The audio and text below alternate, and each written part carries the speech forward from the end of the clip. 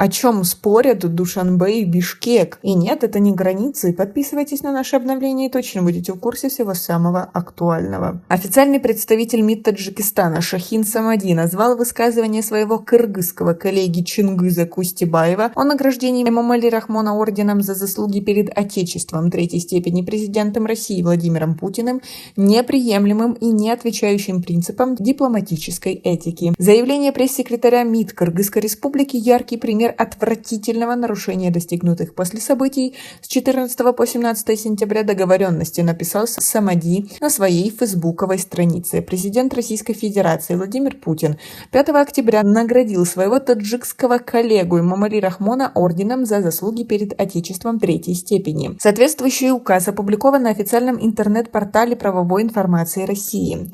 Пресс-секретарь МИД Кыргызстана Чингиз Кустибаев заявил, что награждение Рахмона российским орденом за заслуги перед Отечеством третьей степени вызывает у кыргызстанцев обоснованное недоумение. Награда нашла своего виновника, написал он, подчеркивая, что Эмомали Рахмона наградили за обеспечение региональной стабильности и безопасности. О какой региональной безопасности можно говорить, когда из года в год действия руководства Таджикистана в регионе подрывают мир и согласие между народами стран Центральной Азии, возмущается Кустибаев. Награждение таджикского президента орденом, по словам официального представителя МИД Кыргызской республики, явно не соответствует тому, что мы видим на кыргызско-таджикской госгранице. Пресс-секретарь МИД Таджикистана, комментируя высказывание своего кыргызского коллеги, предположил, что кыргызские чиновники своими провокационными высказываниями хотят заработать очки. А как вы относитесь к этой ситуации? Свои ответы напишите нам, пожалуйста, в комментарии. Вместе с тем обращаю внимание мировой общественности, международных и региональных организаций на тот факт, что после вооруженной агрессии против Таджикистана, а также с целью сокрытия своих преступных действий, кыргызские власти начали мощную информационную атаку против нашей страны, сопровождающуюся неподтвержденными фактами и гнусной ложью, которая не прекращается до сих пор, написал Самади. Он отметил также, что власти Кыргызской республики, позиционируя свою страну как островок демократии и свободы слова в Центральной Азии, ограничивают доступ к новостным и государственным веб-ресурсам Таджикистана. По словам Шахина Самади, были случаи давления и преследования представителей СМИ Кыргызстана, которые для объективности публиковали также и позицию таджикской стороны,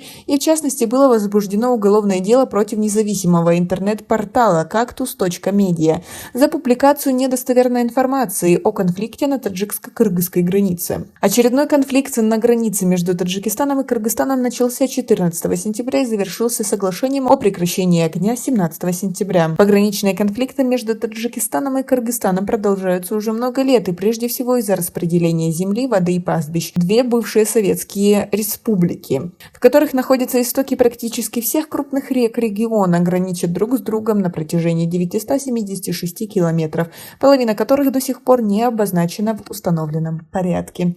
Как вам такой накал страстей между странами? Свои ответы напишите нам, пожалуйста, в комментарии. У нас пока на этом все. Оцените наше видео подпиской и лайком. До скорой встречи.